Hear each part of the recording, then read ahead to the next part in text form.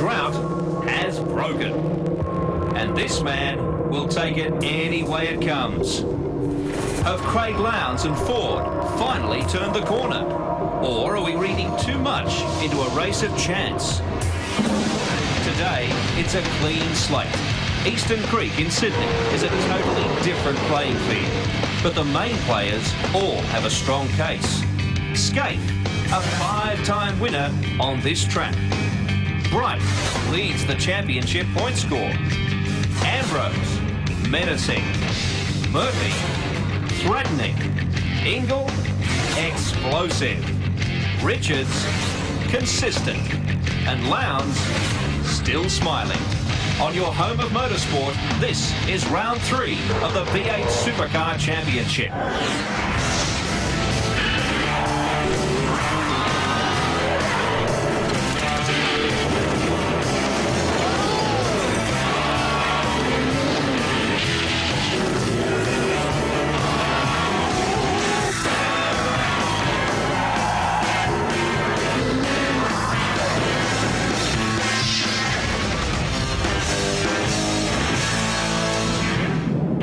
Sydney's Eastern Creek International Raceway. For the last 4 years straight, it's been a happy hunting ground for Mark Scaife and the Holden Racing team. Today, cloudy skies, a big crowd and a Ford challenge from the front for round 3 of the V8 Supercar Championship.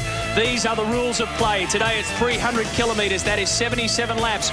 Remember, they must complete 75% of the total distance before this race can be declared. And in this case, that's 58 laps, compulsory pit stops for fuel and tyres. The weather, in a word, threatening as we get ready for Sunday race day on 10. This is Matthew White in the commentary box with Neil Crompton, and we can bring you up to speed on what has happened so far. Yesterday in the shootout, Marcus Ambrose gave Ford its first championship pole of the season, and in doing so, he collects this, a very handy $5,000 cheque, courtesy of Munro. So Marcus Ambrose with his 9th career pole. He held on in quite an enthralling shootout. The field of play is a very, very fast circuit, but is also very hard to pass, Neil Crompton. It is indeed, and it's a great circuit. A lot of the drivers enjoy running around here, particularly Mark Scaife, who's had great success. He has the lap and qualifying record here. 12 corners in all, with a combination of a sweeping left-hander and some tight hairpins as well, and one of the best and most quality. He knows his way around here, Lowndesy. He won this event back in 1996. As usual, we can get the latest from the lane. Patrolling the pits today, Daryl Beattie and Greg Russ. Good afternoon, Rusty. Matthew, good afternoon. Already an enormous amount of chat on the radio between teams and drivers. They're worried about a possible repeat of Phillip Island. Sky's looking a little grey at the moment, but the chance of showers seems as though it will be limited to the coast and won't affect us here. Very quickly, Todd Kelly would have been starting today from the second row of the grid. He's been relegated back to row 5 after officials reviewed his one-lap dash in the shootout yesterday. He was 20 seconds late leaving pit lane here because of a fuel pickup problem. They had to go to reserve on car 2, and in the end, despite a good time, it cost Todd Kelly. He's starting from the 5th row today, position 10. Cirame driver Paul Morris this weekend so far has been carrying pretty good speed. He's qualified at 11th here. That's his best since Winton in 2001, where he qualified 2nd. Another bonus for him this weekend. A disappointment for Wayne Wakefield's car here behind me. He won't be in the race today. But the good thing for Paul Morris is at Phillip Island, he had a 30-second delay when he come into lineup for this gantry, and Anthony Tratt was stuck there in front of him. He had to wait for that car to move. Today could be a big thing for him. He's the only man using this, and that's a big bonus. He was one of the hard luck stories of Phillip Island, Paul Morris. Thank you to Daryl Beattie and Greg Russ. Just want to bring you up to speed on the wash-up from the island, by the way. Pit lane speeding was a big issue right across the weekend. Mark Scaife's drive-through penalty was the most dramatic. All in all, 8 drivers were either fined or penalised for exceeding that 40k speed limit. 2 inquiries were held. This one had plenty of people talking. Now, the stewards found there was insufficient evidence to support a breach of rules.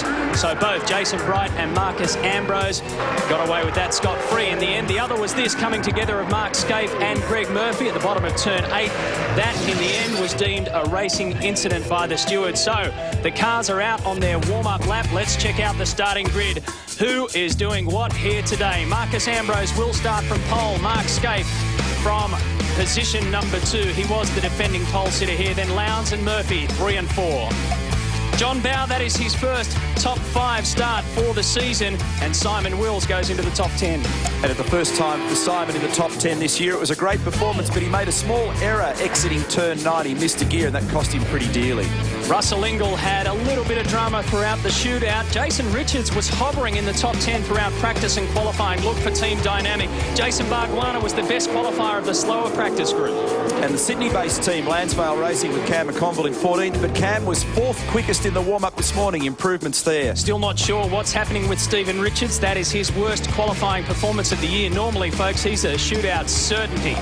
And Max Wilson, well, this time last year he qualified 2nd in pure qualifying. He dropped to 8th in the shootout. Today he's 22nd, and he's had a pretty tough time coming to terms with the Shell car in 2003, Matthew. And as we go down to the second last row of the grid, Rodney Forbes will be debuting a brand new BA Ford Falcon, and David Thexton gets his first start for Thexton Motor Racing in the V8 Supercar Championship. Here's what happened at Eastern Creek last year. You may remember it was a clean sweep for Mark Scaife. Craig Lowndes could have interrupted that, but he went off at turn 2. Look at this for a bizarre incident. Coming down the main straight, Paul Wheel lost a wheel. Somehow he managed to get the K&J Thermals Ford back into pit lane. So much damage, and here was another wheel gone flying. This could have been a whole lot worse for Russell Ingall. You saw the wheel nut take off, and of course the rubber then followed. So here we go. We are getting ready for a race start. 77 laps to come.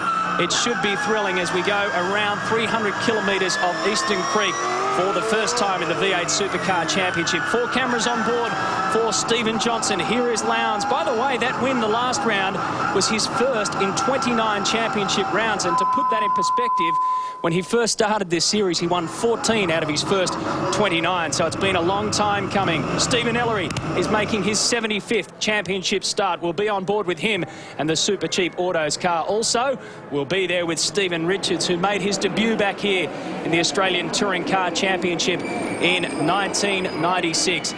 We've got 31 in-car cameras to keep you on board all the way around this 3.93 kilometre circuit. And some news from Marcus Ambrose and the Stone Brothers Racing Camp. When Marcus celebrated his shootout, he was up on the wall in jubilation. The stewards didn't like that, and they fined him $500 for showing a little bit too much emotion. Might have more to say about that a little bit later. Holden Racing Team copped the fine earlier in the year, but it was a lot bigger than that. Now, before the start here, we've had some silence in memory of that man, and one word sums it up. And quite a few of the drivers here, of course, are paying tribute today to Possum Bourne, who so tragically left us throughout the week. 7-time Australian rally champion. He is dearly missed, not only in the rally world, in the motorsport world, of course. His home base just near a track that we go to in Pukekohe. And one of the great things about driving into Pukekohe is that you get to drive past the Possum Bourne factory. Sadly missed, and our thoughts go out to him, of course, to his family. We are being joined by TV1 New Zealand Live, and here we go. Round 3 of the V8 Supercar Championship gets underway. Marcus Ambrose has done it easy at the front. He'll go in to turn 1 unchallenged. What a good start from Ford. And look, Greg Murphy has shot up. Craig Lowndes has gone in. There is pressure all over Mark Scaife on the inside to turn 2. And Mark Scaife, that is, dropped a bunch of places there, dropped back into 4th place on the run down to turn 2. An excellent start by Marcus Ambrose. And David Thexton there looks like he might have a problem right at the back of the field. So it is Ambrose. Murph's got away well. So has Craig. Scaife, then Bright. John Bowe in there. Look at this mid-pack battle, Matthew. It is a ripper. Cam McConville there doing battle with Wheel. It'll be very interesting to see what mind games are played. Remember, we've got 2 compulsory pit stops to get out of the way. Tyres and fuel. We'll be talking about strategy as they go. They open at lap 2 and closes at lap 55. We'll go on board with Mark Scaife for the start and see what happened here. No doubt you'll see a blue flash out the left at the moment. There it goes. Marcus Ambrose really shot away, and by this time Scaife was swamped left and right. Yeah, Mark just got a pretty bogged down start there, and Bowe's been turned around. That's on the approach to turn 9. Well, when I say he's been turned around, we don't know the circumstances yet. He has turned around is the more correct way of explaining it. Why? It'll be interesting to see what's gone on there.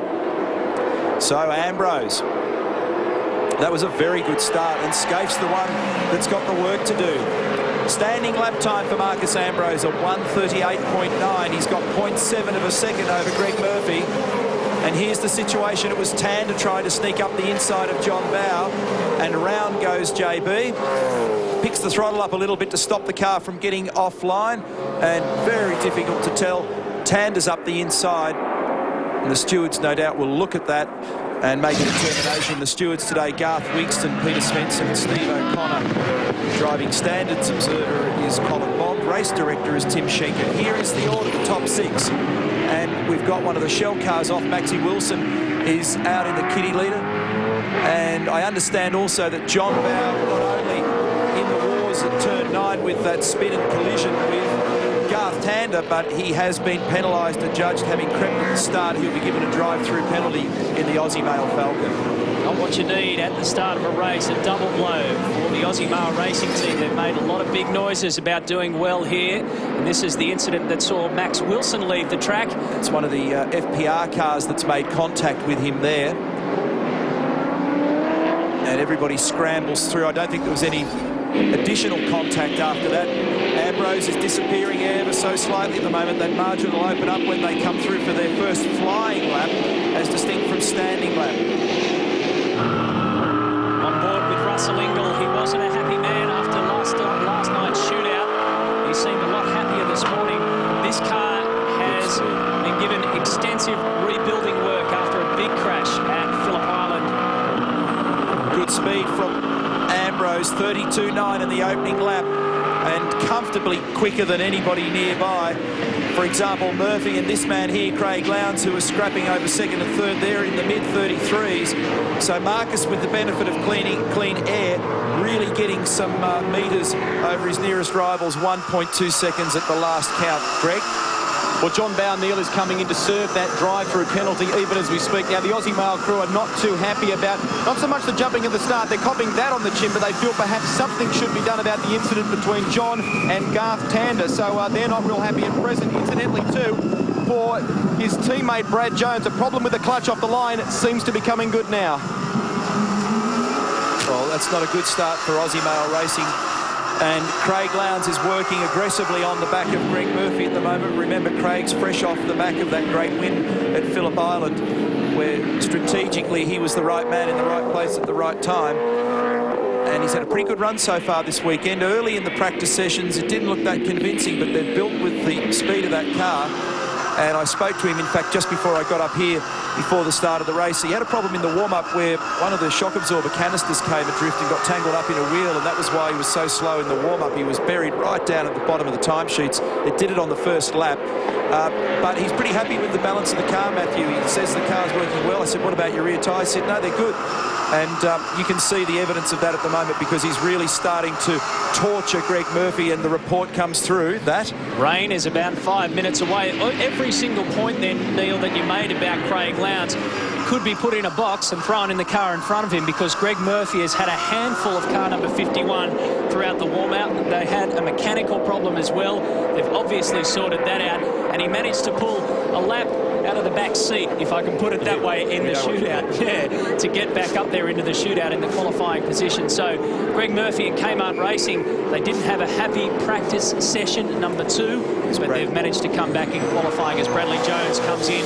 He must have tyres. He must have damaged a tyre or tyres somewhere along the line, maybe locked one.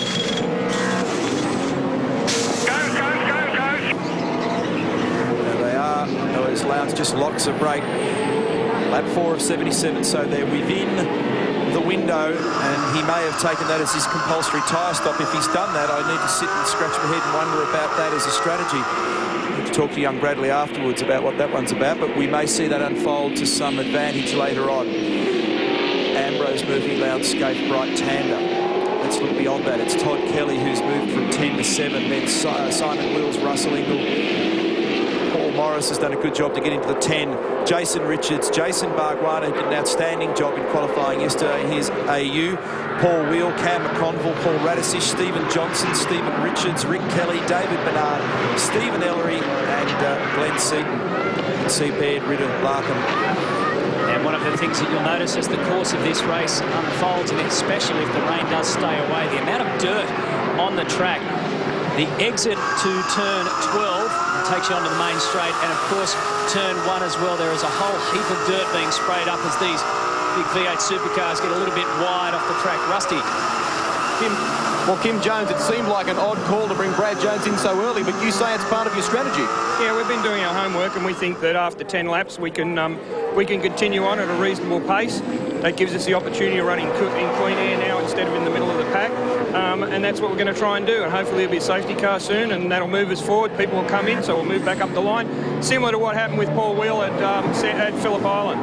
Thanks, Kim. Thank you. Well, the clean air part is certainly accurate. If you tangle up with the traffic out there, Matthew, it's incredible how much it eats your lap speed. And you can burn off the best part of half to 3/4 of a second. In fact, we saw it at one of the Konica races yesterday where Mark Winterbottom was very quick. He had a quick car. He just couldn't put it to effect. This is a notoriously difficult track to pass on. And you can see one of the other key elements at this track is the total time loss for a pit stop is between about 45 and 48 seconds. That's for tyres alone. You can add about another 7 seconds for the refuelling stop. And so when we talk about pit stops and we say, oh, gee, that was a great stop, they did it in 10 seconds, 15 seconds, whatever, we're only really studying the stationary time as Lowndes has a look. Not quite the spot to do it at the moment.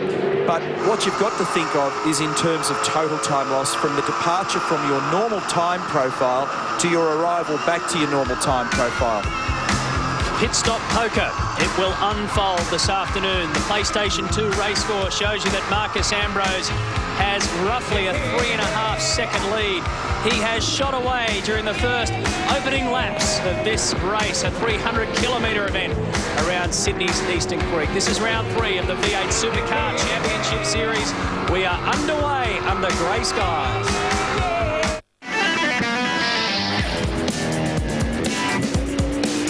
Welcome back as Mark Scaife gets really heavy on Craig Lowndes. Lowndes and Greg Murphy are staging a fairly good battle for second and third, and Scaife has made up some ground behind them. Jason Bright in car number 50 is behind this man that we're on board with. An impeccable record at Eastern Creek for Mark Scaife. He's won here 5 times overall, 5 out of 10 starts in fact. And the last 4 years have been Scaife, ditto, ditto, ditto. Yeah, it's been a remarkable performance. Also picking up a bit of chat from the Russell Ingall camp in the Caltex car in position 9 that he's complaining about a bad vibration in the left front tyre. Maybe a little flat spot on that tyre. The team are going to monitor that. But this is developing into a terrific battle, Matthew. Some good cars, great drivers, and Greg Ritter has gone around in the 0-0 entry. That's the BA Falcon.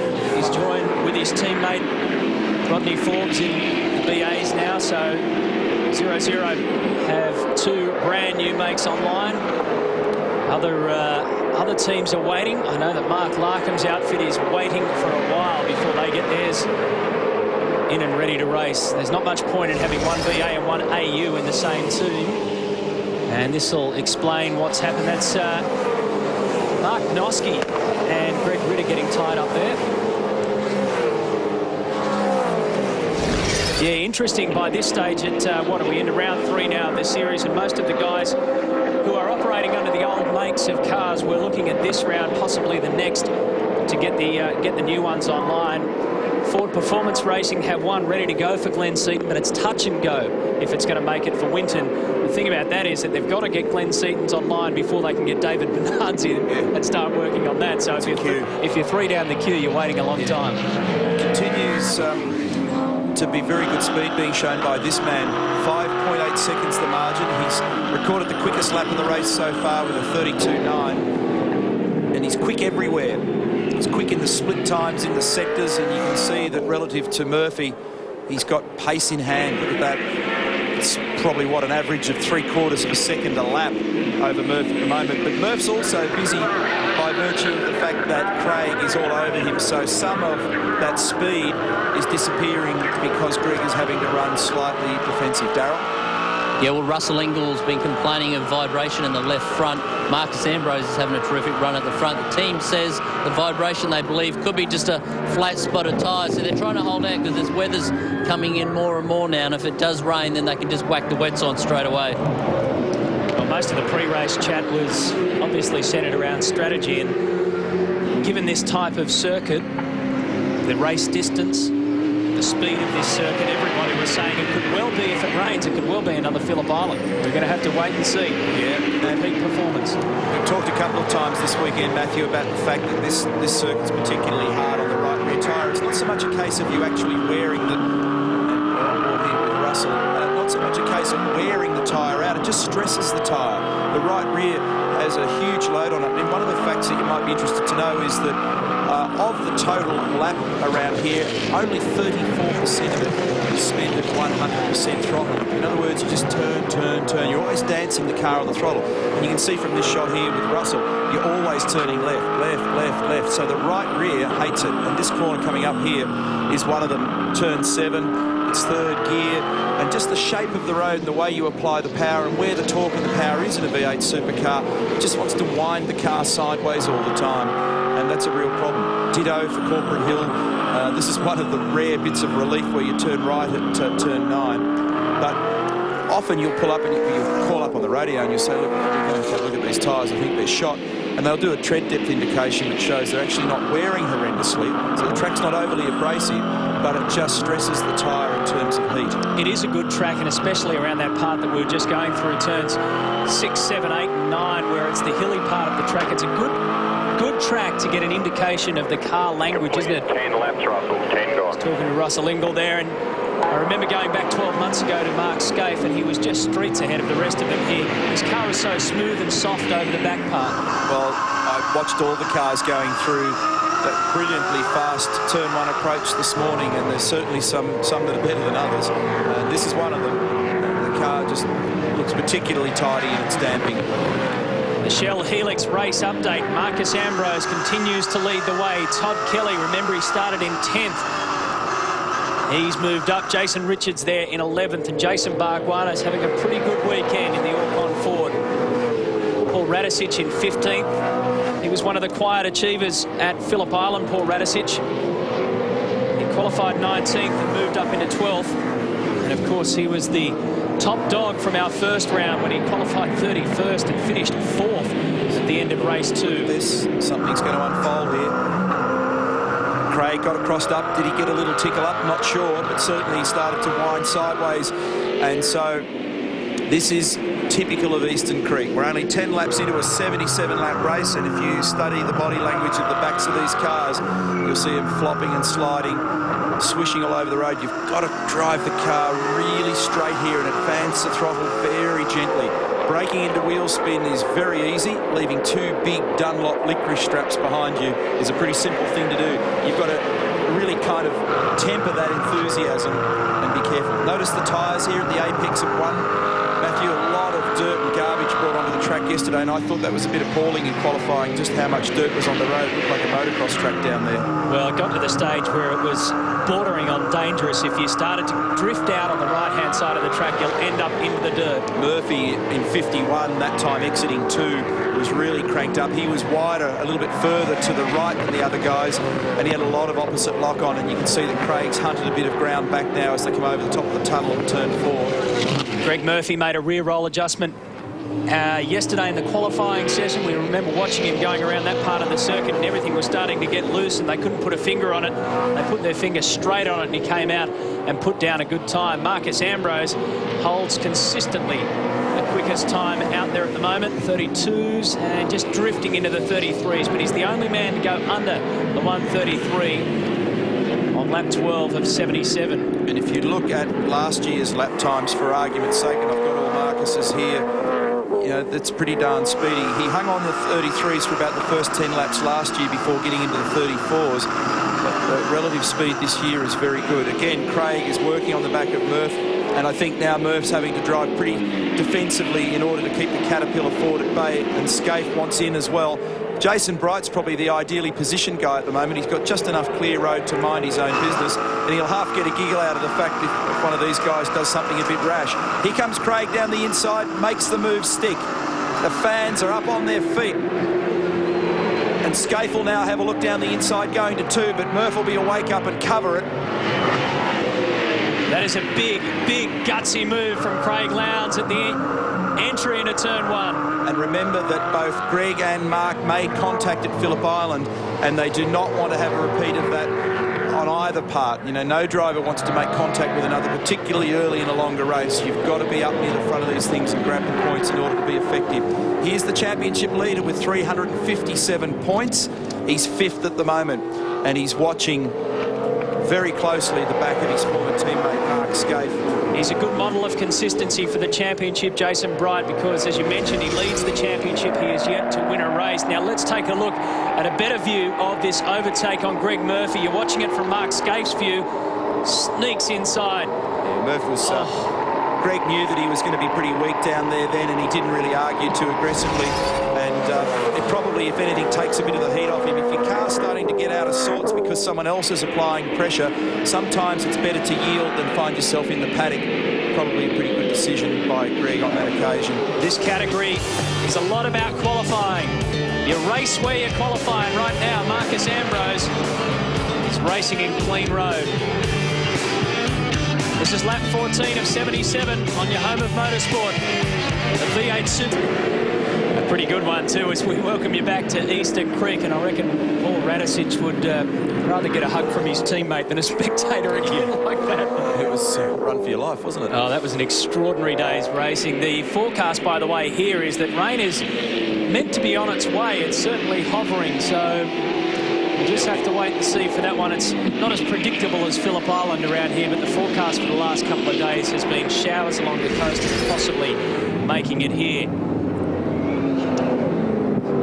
Mark Scaife, while we were in the break, had a tiny little lock-up. He's got the headlights on as well, so he's just trying to unsettle Greg a little bit. And they're tangled up there with David Thexton in the white AU Falcon, who pulls off to the inside just to allow room for the leaders to go by. Marcus Ambrose, has a 13.5-second lead now over Craig Lowndes. The group that we're looking at is Greg Murphy, Mark Scaife, Jason Bright and Todd Kelly is down to 6th. And that was going to be my point, that given the fact that they knocked him back to 10th at the start, which I'd have to say was seems to me to be a pretty heavy-duty penalty, but he's actually made his way back up to 6th, and that's a pretty good performance, and he's had to climb by a few guys with good form to do that. So, you know, he's displaced Russell Ingall, Simon Wills, Garth Tander in order to be able to achieve that, and he's now bought his way right into the battle with that key group. Just reinforcing that message you see there on the top of screen, that the pit window opens between laps 2 and 57. We're 17 of 77 present, and today there's a compulsory pit stop for both fuel and for tyres. In terms of the fuel burn around here, Matthew, on average about 2.3 litres per lap, and the refuel rate, as we know, is about 4 litres per second.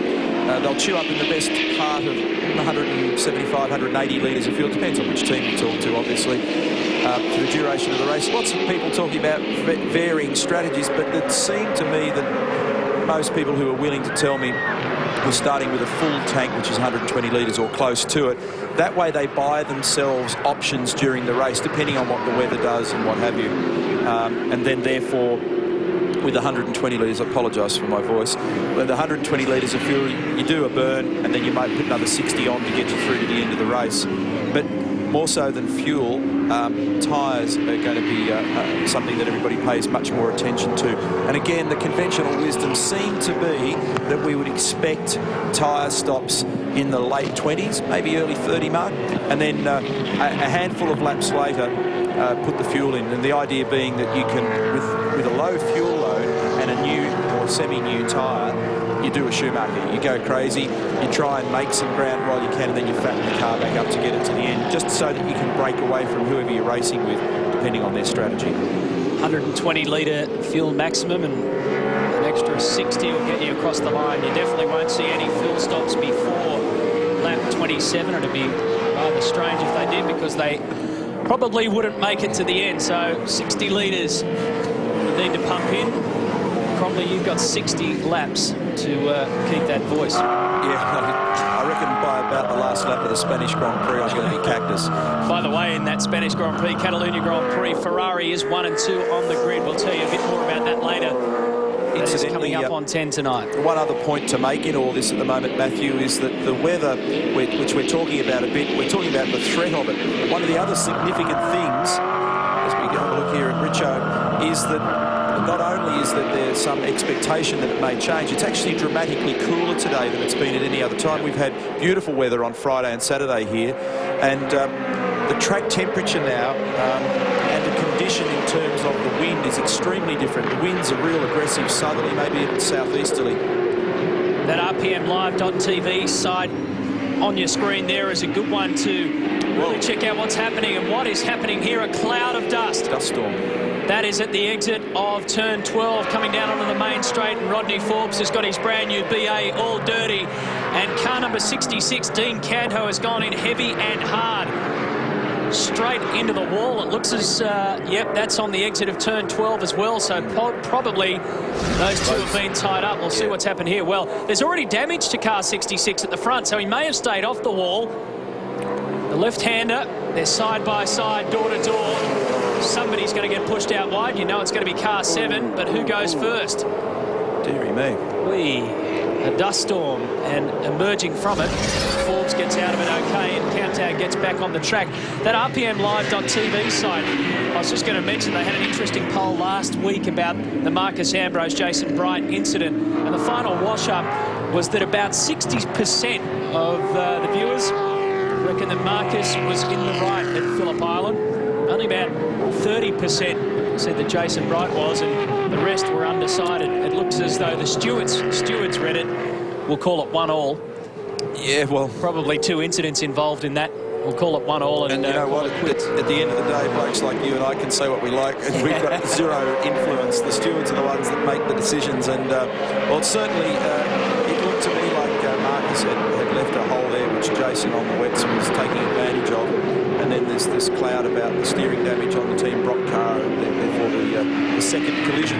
As more and more cars go through the inside turn at turn 1 there, more and more dust is being flung onto the circuit to the right-hand side, and later on in the day that is going to be very tricky. Jason Bargwanna leads this little pack at 13. Behind him is Cameron McConville, Paul Radicic, Stephen Johnson, Stephen Richards as well. Here is Mark Scaife, he's in 4th. Greg Rust.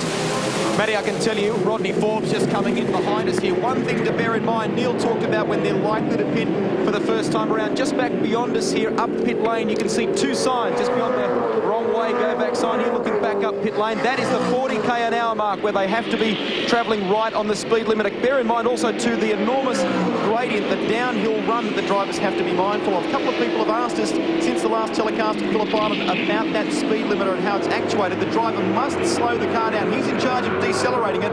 Once he's got it down underneath 40 k's, he can switch it on. From there, the car will regulate or modulate it down pit lane here. But getting it underneath, as close as you can to that line is the goal. And the other goal is not to be involved in a traffic jam in the lead up to that.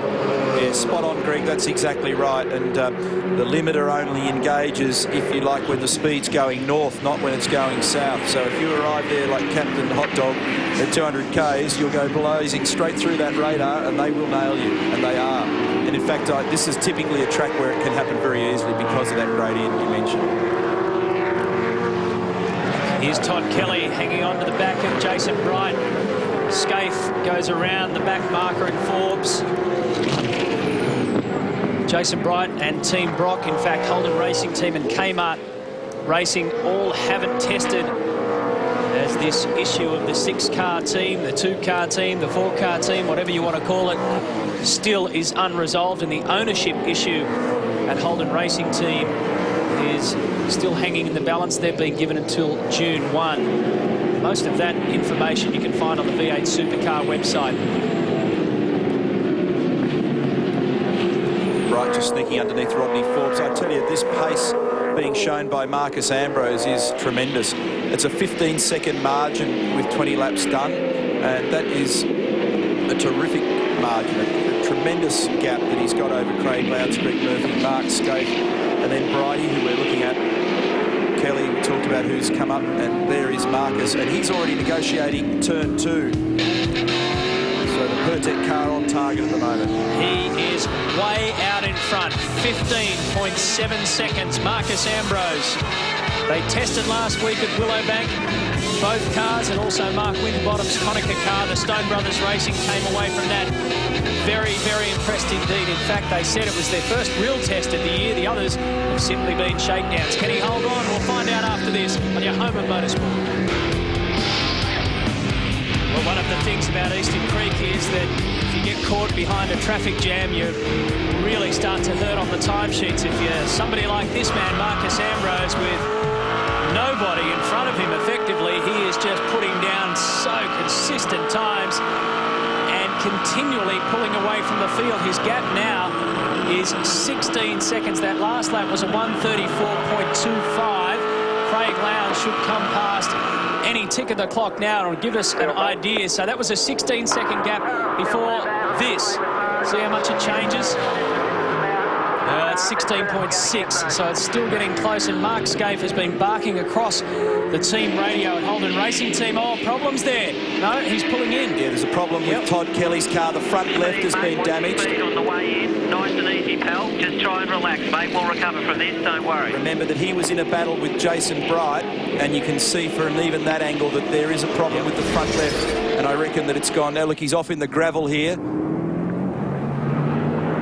So that's a flat. He's got a flat front left. Yeah, now did that just happen because it happened, or did it happen because of some contact early on? Is there damage on that guard? We're obviously going to try and find out. Darrell's going to be down there as soon as Todd arrives. So that's going to make what was already a pretty tough day for Todd even tougher. Here he is, Darrell.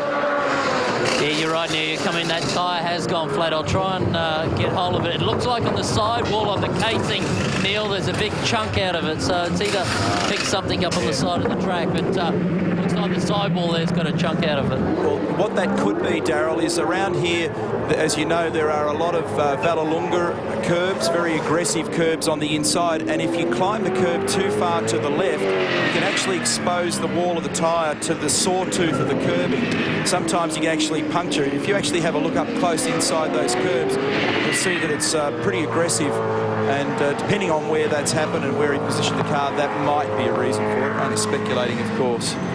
Well, I was just about to say before that happened with Todd Kelly that Mark Scaife had been saying to the Holden Racing Team crew that he wanted to come in and do his stop because he wanted to get clear air. That's obviously put an end to that, and we'll also see Anthony Tradd in car 75 has had to park it. And that, apart from the time lost because of the excursion and the dribbling in at less than race speed, but Todd coming in at lap 25 is probably not that bad relative to where they originally planned. So look at the Kelly tyre. It was, what was it, the left front, wasn't it? Yep. And the left front is particularly vulnerable here when you climb the curbing up between turns 10, 11 now. Todd's just leaving turn 9 now. Have a look. Through turn 10, it's a right-hander, but then as you go across turn 10, you clean jump the bump here. You may not see it, but right there, you put the left-hand side of the car often left of that ripple strip, and I have seen tyres get damaged as a result of that because the earth is dug away from behind the curbing, and so I'll just say that's fine there, but it is possible to knock around the inside wall of the tyre. So this is Mark Scaife still torturing Greg Murphy. This is the battle for third and fourth. The two Fords, 1 and 2, and the two key Holdens, 3 and 4 at the moment. Bridie fifth. The revised order after Todd's stop is Tander, Wills, Ingle, Morris. So whatever Russell's problem was with that tyre vibration is not giving him any great grief. Well, if it is, it's not sufficient to drop him back down through the field. And then Jason Richards has now crept into the top 10. So that's a good performance from the Team Dynamic cars. And Scapey's still got the lights ablaze, and I think he just touched the rev limiter in 6th gear down there that time, so he's benefiting slightly from the hole being drilled in the air by the Kmart car. Greg Murphy and the Kmart team have been searching for overall grip, especially since Phillip Island, where it was magnified. Scafie, short shift there to fourth as he climbs up over the hill. Quite an interesting bit of road as you come through turn 3 there in terms of the way it's shaped and how you've got to coax one of these cars around there.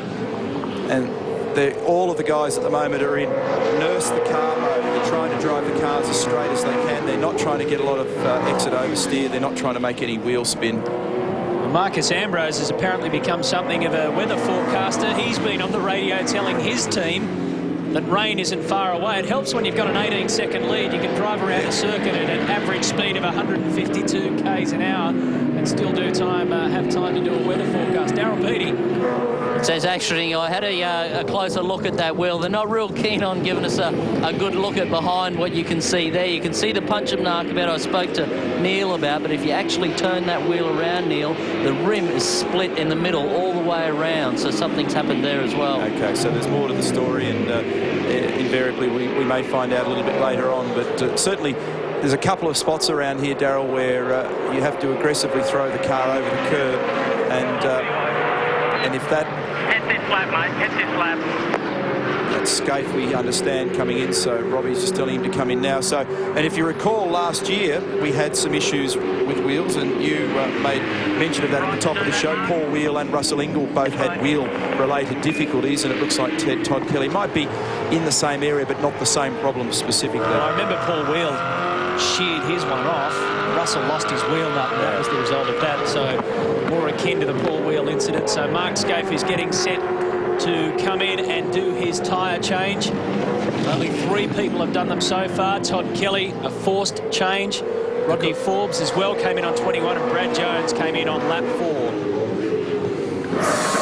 Cameron McConville coming in for fuel, guys. So this is a scheduled stop for the Lansvale team. We'll just see how long this takes. They had a very successful test here in recent weeks. Had hoped for a good result at Phillip Island, but had a problem with a faulty piston of all things. They were getting some good grunt out of that engine and hoping for a strong result on home turf. This is the track that they test at. Cam out 16 seconds for fuel there for the Lansvale team. So hopefully he'll get out in some good clear air now. That didn't look like a bad stop there, and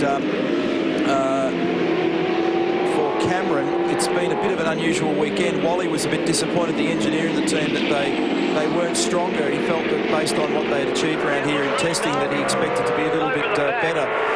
But he reckons that... And also, move behind Corporate Hill. This is Scaife. Well, let's hang a bit, mate. They're talking about weather. They certainly are, and these are the kind of calls that we heard at Phillip Island. The drivers were shooting around the back there and giving the team the information. Of course, all these teams check in on the internet with the Bureau of Meteorology, and the drivers are the first guys out there in the line. So they've been saying that the rain is coming. Cameron McConville has come in and done the first fuel stop. Works out he's put about 64 litres of fuel in, so he's good to go for the rest of the race. So he started full. Started full or thereabouts. Marcus Ambrose now has a 19.18 second lead over this man. The Ford Performance Racing's Craig Lowndes. Get your stopwatches out because they're about to do the pit stop shuffle. On the other side of this break, we'll be back at Eastern Creek. Marcus Ambrose backs it off to 40 kilometres an hour. He comes in the race leader for what we believe is going to be a fuel stop. They're still thinking that the rain is coming, so they're going to get this one out of the way. Fuel reset for us, please, Marcus. He's telling him to reset the fuel. There's a button on the steering wheel. Brake bias done. Telling him to readjust the brake bias and change the anti-roll bars while he's stationary. Watch your exit, Marcus. Marcus, make sure you get across that yellow line, mate. And he's got to get to the fast lane on driver right. The Devil Racer. Dual fuel and venting system on the cars now. So it's taken about 60 odd litres as well. He gets out to the right-hand side and off he goes. So it's still warm tyres, and now having grabbed another 60 odd litres of fuel. Around about a 15-second fuel input. So that's pretty much bang on 60 litres into the tank. The Shell Helix race update will now start to change as they do the pit stops. There's Paul Wheel and Paul Morris. And Mark Scaife's gone Scaife off. has And there found the dirt. You can normally tell because the crowd went crazy. Oh, that's tyre trouble. And there was a problem with Ambrose was flashing the lights at Morris. So what's going on here with the HRT cars and tyres? Is it a related problem? Oh, that sounds ugly for Mark Scaife. He's at turn 9 at the moment, just behind the pit paddock. Front right for him. Front right. Front left for his teammate, front right for Scaife. Look at the sweat on the face inside the cockpit. 30, 40 degrees in there, and now it's going to go through the rev limiter. If this is an inherent problem or something that's... And Marcus will have seen Mark disabled there as he approached turn 11 as Murph comes in on lap 32. Whole bunch of them now starting to pour in. Rodney Forbes, Russell Ingall, they're going through in the background here behind the Kmart car.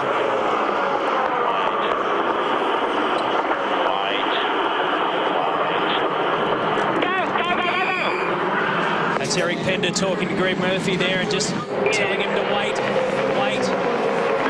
And then get out of there. Watch your throttle. Down to 40 Ks. 40K 0.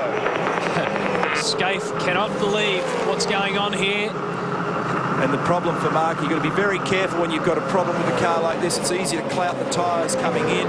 It's easy to do damage to the splitter and the guard. You want to get back as quickly as you can, but you know you can't afford to do too much damage because it'll be dramatic. Darrell's going to be down there. Darrell? Yeah, I'm on pit wall here. You see it coming. It's hard to tell, Neil, like he's done so many kilometres already with that wheel and it's deflated and it's actually done a fair bit of damage just watching him pull it off here right now, but it's hard to tell exactly what's gone wrong at this stage. Well, that was very... All the inside of the tyres actually being torn apart, but like you said, that's from doing the lap with the fly that was already deflated.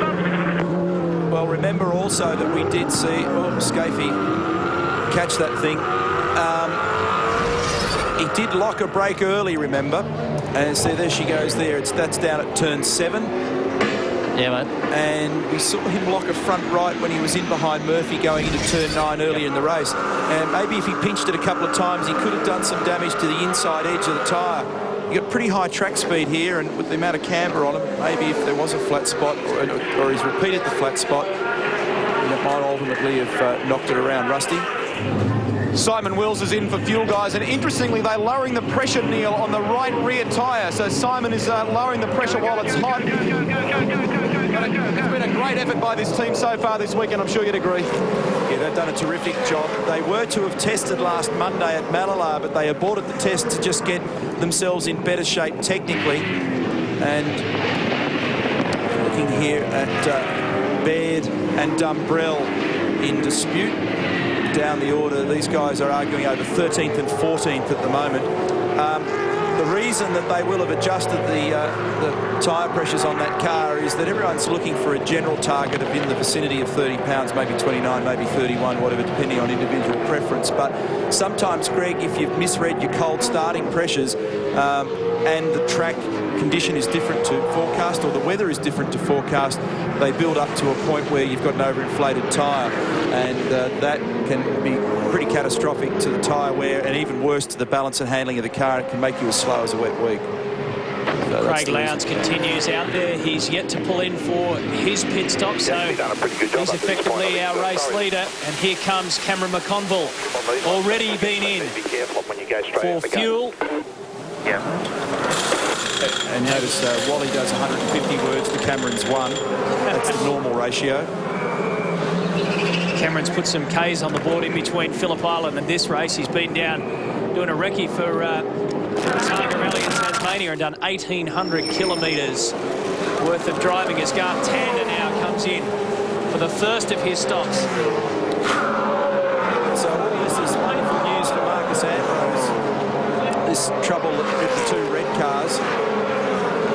workers are still Jason Bright and Garth Tander. Now, what we're also going to be showing you today as Garth departs to the right on the exit of the yellow line. is we've been testing some new technology in recent rounds provided by PitSmart, where we're going to be able to tell you with a forecast after certain drivers have done one stop and others have done no stops, or some have done two and others have done one. Our software tells us precisely what's going on. It's able to make an estimate based on the live timing inputs that come to the computer on what's going on to some competitors and what's likely to happen to others based on a lot of history. And you can obviously rake through data here, you know, in the reams in recent years. The Shell Helix Racing team get in and out. They've spent a lot of time trying to work out the front end problem. They've had quite a few dramas with the front splitters being just too fragile and vibrating too much. So to test at Willowbank the other week, they put in a lot of work and thought that they had the problem rectified, but they've qualified further down the list here this time around. Team Brock comes in and does tyres for Jason Bright. Go, go, go. There's some interesting splits in strategy here, Matthew. We're not seeing any sort of clear pattern. Different people doing some different things. Some are going for fuel, some for tyres. A couple of them have got both out of the way. McConville's one of them to have rattled both out of the way within a 6-lap window. So they did their fuel on lap 28, which was just on 15 seconds, and their tyres on lap 34. I think they're the only people so far that have actually knocked off both. While they're doing these pit stops, I can just expand a little bit on something that Darryl Beattie told us about at the start of the show with Paul Morris getting caught up, the real hard luck story there at Phillip Island, getting caught up in pit lane. He had to share a bay with Anthony Trapp. We understand he didn't hear the call coming in that somebody was already in there, and by the time he did, he had to wait for 30 seconds, and that effectively cost him any chance of getting further up the list. He had a 13-second advantage, we understand, on Craig Lowndes at that time. Darryl Beattie is down there as Todd Kelly comes in. Yeah, they've got the front left-hand wheel off on this car, and what they're doing is they turn the steering side on. They have a look underneath, and Vesco looks like they're double-checking here to make sure. I'd say it looks like the clip-in behind the nut in the wheel housing. They're double-checking. Yeah, there they are now, confirming that it was in, and they've had to come in and check that again. Yeah, well, they're probably having a look at that lower control arm. And at Pukekohe last year, we cut a wheel in half with just the fascia of the bolt needed to be chamfered in order to clear the rim, and the bolt turned around and managed to machine the wheel in half in our car there late last year. And maybe they got something related. It's always impossible to speculate from afar just what's going on, but they'll be making sure that there's nothing mechanically wrong with the car that's actually damaging the rim and then ultimately popping one. Rusty? Johnny Panozzo and the boys here for Team Rock. A good stop, both for Paul Wheel and for Jason Bright. Both of them around the 8-second marker. So Team Rock right on the pace as far as tyre stops are concerned. They've had pretty good stops throughout the year, in fact, when you analyse the races. FPR in with Bernard. A lot of these teams spend up to an hour a day doing pit stops, practicing and practicing. These guys do it half-hour daily. Shell Helix at Dick Johnson Racing. They normally do morning and night. It's just so vital in pit lane at the moment. Lowndes is the leader. Ambrose is second at the moment, but Lowndes has yet to take any stops, and Ambrose has taken a fuel stop, which was total stationary time 16.5 seconds. A little less for that was actual refueling. And the margin 26.9.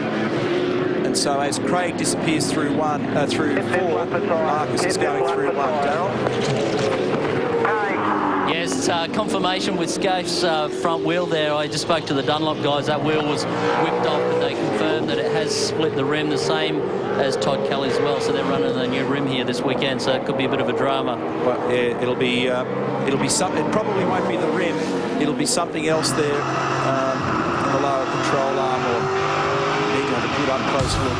Well, the bottom line is that the Holden Racing team have had a similar problem on the different ends of their two cars. It's an unusual situation to see mistakes creeping in like that. Craig Lowndes is our race leader, but he's still yet to pit. We're back, and Lowndes didn't waste any time coming into pit lane for tyres.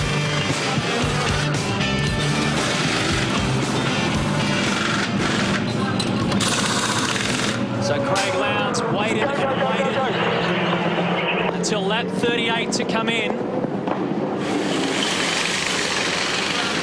Holden Racing Team is busy as well. Darryl Beattie.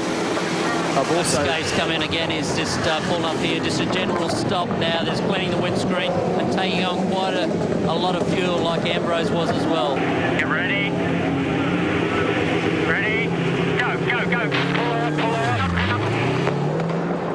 Guys, just a point of interest. We'll wait till it settles down for a lap or two here, but I'd be interested to see what impact Craig Lowndes' pit stop has had. It was a lot slower than everyone else's for tyres. He took in excess of 10 seconds. Others have been doing it in 8.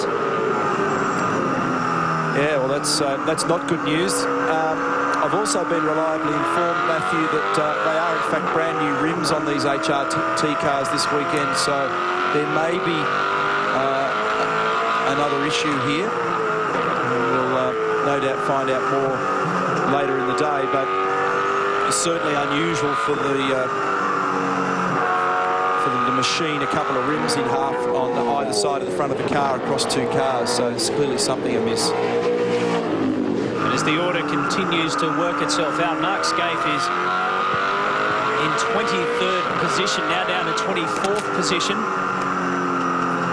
He's been in twice in the pit lane, lap 32 for tyres and lap 38 for fuel.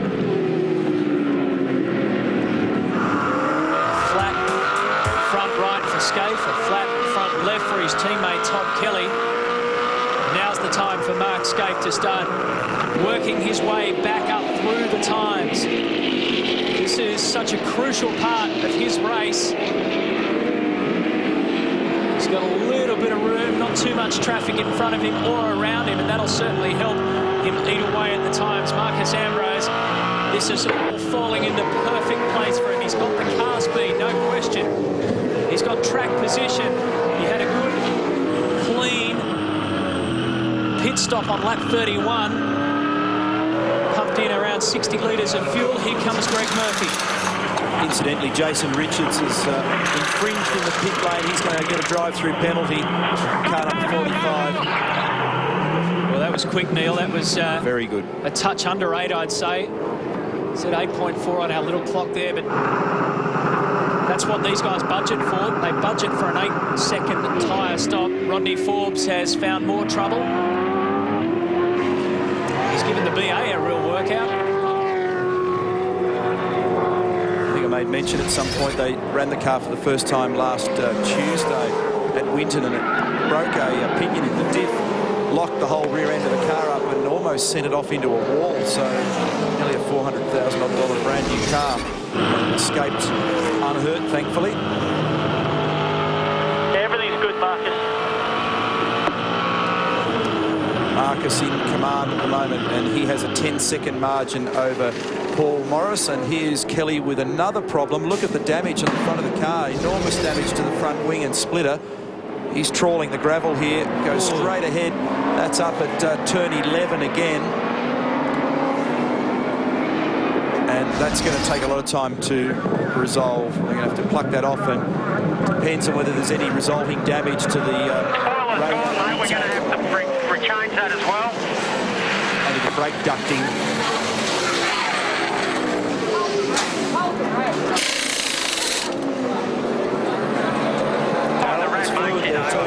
Yeah, we've got Todd's car. There's quite a lot of coolant coming out the front there too, guys. You can see it spraying out, so it looks like it's done damage to the radiator as well. Yeah. Just as they pulled in there, they told Todd to get out, it's over. So that's the end of the day for Todd Kelly. He is completely perplexed about the day's events. Well, didn't get off 40 laps. Good start when he was told that he had to start 10th after being 3rd. And as I said before, I reckon that I need to have a look at the operations manual to see what the rule is before I open my mouth too far and wide. But to me, that seems like when so many things pass as racing incidents, to be put that far back on the grid for being, I think it was 10 seconds late on the pit exit for your shootout lap. Gee whiz, like he didn't spit on the footpath, they put him in jail for life. A 9-second late call cost him so dearly, and then bad luck started to get in the way, and a few other issues for Todd Kelly. So that's the end of his day. 23-year-old from Mildura. Still has his younger brother out there, Rick, in car number 15. Here is Garth Tander in 34. We understand that Marcus Ambrose is getting ready to come in for his tyre stop. He did his fuel on lap 31, as I said, and that'll sort him out with a couple of other guys who can tick off both of their compulsory stops.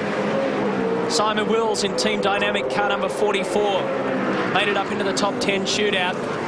The second time in his career that he's qualified in the top 10.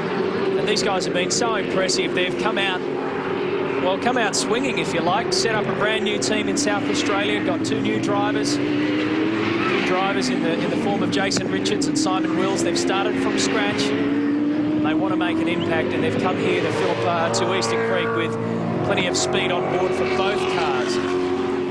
One bloke who has snuck back into the game a little bit by virtue of that very early stop is Brad Jones. Car number 21, he's in position 9. He's one position behind Simon Wills here at the moment. And he stopped on lap 4. So Bradley must have some pretty greasy old tyres underneath him at the moment. And he's still got to do his fuel stop, which will drop him back down. But not everybody's done their 2 stops at this stage, so... Okay, mate. Nice and steady on your marks. Remember, keep your foot on the brake first and watch that yellow line on the exit. It's just such a drama-building episode into pit lane, down to 40 kilometres an hour. The car doesn't like it. The drivers absolutely hate it. The crews are getting nervous. They need to keep their cool. 8 seconds would be really good. Anything under would be excellent. Marcus Ambrose sits and waits. That's a great stop from the Stone Brothers Racing, and they know it. Thumbs up. That could be good enough to do it for the rest of the race. Well, he's got the car pace too, so if you've got the car pace and you're making the ground in the pit too, yeah, he's got a well-behaved and balanced car, and things look pretty strong for him at the moment. Paul Morris is making hay. He's up in position 2, and he's yet to do his 2 stops. He's not taken fuel or tyres at this point. He hung on strategically at Phillip Island a little the same way. They did a similar sort of thing, which rolled him up the order. You've got to be a little bit careful you don't hang out too long, though. Tander's in. It's his second. No, it's his first. He's already been in for fuel. Oh, he's done his fuel. Yeah, sorry, yes. Coming in for the tyres now. Pit lane speed. Watch your own line. Take a good drink. Just got that hose out of the way of the rear wing. Those wing end plates are very good at catching those hoses, and a couple of times we've seen some G-size air bottles disappearing up the road at race speed, which is a bit ugly. So now both of the compulsory pit stops are starting to be completed, and that means we can get back to solid shootout racing to the end of this race.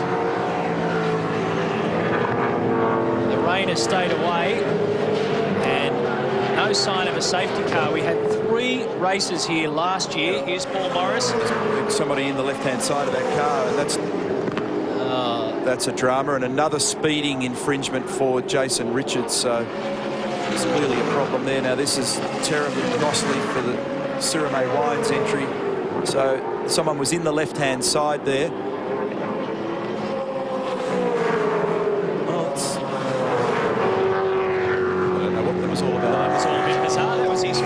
So they've obviously realised that he's got 16 or 17 seconds, or probably less by this stage of the race, to have a look at something inside. Some of the componentry's gone amiss in there, and unusual for somebody to dive in the passenger side. So there could be something to do, perhaps even with the driver cooling or an anti-roll bar control. You'd never know. Wouldn't surprise me these days if they practice diving in the car in and out in 15 seconds. They're practicing everything else. Russell Ingall right down the very end of pit lane.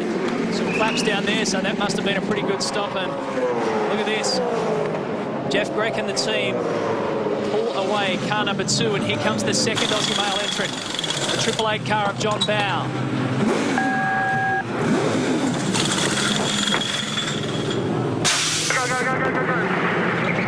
remember that John was involved with Garth at turn 9 real early in the race. And then he came in very early as well. For that stop-go, no, it wasn't a stop-go, it was a drive-through penalty. Well, Jason Bright is our race leader in car number 50. He's already done his tyres. He's yet to do fuel. Craig Lowndes has still got one pit stop to do, but Marcus Ambrose has done them both, so he will be our leader. And it looks as though Marcus Ambrose, well, he is clearly the man to beat this afternoon. He started from pole position. He took the lead. The strategy has worked out well. The question is, will anything happen weather-wise, crash-wise? Can these guys start to mow him down? We'll find out after this. Talk about flexing your muscle. These guys are going to have to do it. Jason Bright and Craig Lowndes are both yet to complete their second pit stops now. When they do shuffle down throughout the order, I think it'll be business as usual to what effectively was the start of this race before everything in pit lane started to happen. And on that subject, you've got Marcus 23 odd seconds down. And what did we say before? It was a 45 odd second window. So prior to the whole sequence, we know that Marcus was just marching away and he had a huge margin. So unless something weird happens, then he's going to retain that. Well, maybe something weird might happen now. You wouldn't bet on it, though, because Craig Lowndes has been very consistent. He's put the call through, and so too have Ford Performance Racing, that this is his lap to come in. Imagine saying that at motor race, unless something weird happens. It should be when something weird happens. Yeah. Especially in this category, mate. Coming up through turn 11 now. He'll take this left-hander onto the main straight. CL sometimes a bit of a demon on the way in. Oh, there goes Greg Ritter. That is a big accident. He's lost the front end of that car. The green-eyed monster has no eyes. Yeah, I'm all right. She just touched the back of the wall. I'll just bring it back slowly. Oh, I think that's turn 1. Plucked the splitter right off it and done some damage to the right-hand brake duct. Yeah, exit of turn 1. I'll have more to say about that in a minute, because here comes Craig Lowndes in for his second stop. The thing you've got to be very careful of here, Matthew, is the concrete. Rusty? Well, Jason Bright is in at the same time, guys. He filed in just ahead of Craig Lowndes. So let's just see what happens here in terms of the stops. Bright is already out. We're waiting for the fuel to keep finishing in the... And Lowndes out now too, but the gap has increased here in pit lane. A good stop by Team Brock. Yeah, you can see that gap then, Greg. What I was going to make mention of was the fact that the concrete has a different amount of grip to the asphalt, Matthew, so you've got to be super careful when you arrive onto the concrete pad here with your foot jammed on the brake. You don't just skate through and cloud about 3 blokes who, at about 5 o'clock that night, grab you by the scruff of the neck behind the truck and throttle you. You sound as though you're talking from experience. Oh, no. Never do anything like that. Now take a look at this Greg Ritter incident. This is at the end of turn 1. Look at the amount of speed he's got through there. Now watch this. He'll hit a ditch here because there's been quite a few in the other categories right there. He loses the front splitter off that car, and he is so lucky not to end up in the wall. The dirt, of course, is designed to slow them down. It does so, but look at the amount of speed he's carrying into that. Well, I can tell you what it is. It's just on 200 kilometres an hour. Looked like he just got wide onto the marbles. How that thing didn't actually roll is a miracle. And then there's that little culvert that you talk about at the end there, Matthew, and it's plucked the splitter off the front of it. And he was lucky, probably in a sense, that he didn't go so deep into there, because here's Brad Jones. Yeah, and Bradley's got a problem with that car, and I think... I'm going to leave it here. He's had enough of that, mate. You can't drive it, just leave it there, hop out of it. Well, you can't email it back to us. Here is Mark Scaife having a bit of a rear-end duel with David Bernard, his teammate. Scaife's teammate is down in pit lane. Todd Kelly is with us. Can you hear us, Toddler? Yep. Did you walk under a ladder or something, mate, today? Yeah, it's not too good. We've had a bit of a problem with front rims splitting, and it's not too good driving around the corners like that. So I actually went over a curb and pierced the radiator and bent a steering arm on that last off. So the guys have got it in and trying to work out what's actually going on. Scaife, I think, is having the same problem. So, Todd, it's Neil. There were 2 separate things. Is that correct? You've got a problem with the rim splitting for some reason. Is that a lower control arm thing, or do you think it's a wheel?